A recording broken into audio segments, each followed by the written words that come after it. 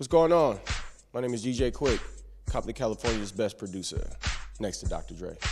And I'm in New York City right now promoting my new movement, The Book of David, on my label MSR Recordings. And you're watching Karmaloop Television, and you do know that.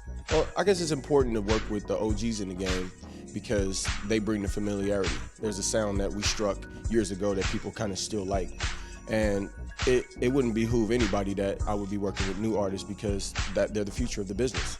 So, you just catnating, just keeping the loop going and staying in the middle. You know what I mean? That's me. The coolest Eazy-E story I got, it's actually quite a few of them. Whenever he used to buy race cars, he'd come and grab me from the studio and take me rocketing down the street in this fucking real upscale neighborhood, Larchmont Village. I mean, we're doing like 110 miles per hour in either a BMW's 850 or a 300Z, or you know what I mean. This dude was just he lived fast and loved it. You know what I mean. And another good story is when he took me to his office in Woodland Hills, Owensmith, that he, Ruthless Records. He offered me a record deal. Like, he offered to buy me off of Profile Records, because he felt that, we could make money together. So I was with it, but he called Profile and he was like, get the fuck out of here. You know what I mean? My favorite strain of marijuana is sativa.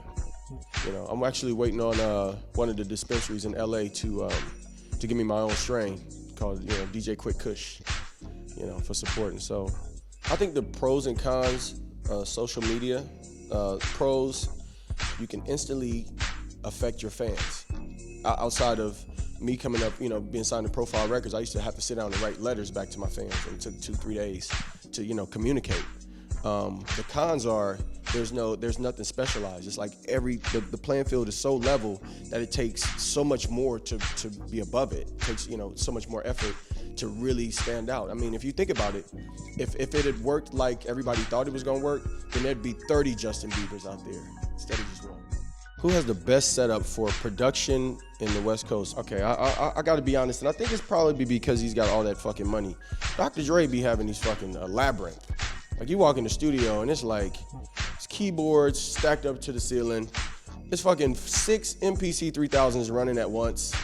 He builds out the speaker system to where it's like, it's the normal speaker system, and then they add speakers on top of speakers, and it's just like, God damn. I mean, talk about excess.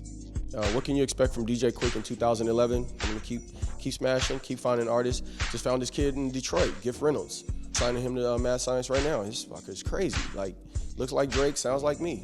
Doing Sugar Free's album. As soon as I get back home, back in the studio, finishing his record so he can go out on the road and, further his shit. You know what I mean? I mean, he's got a following.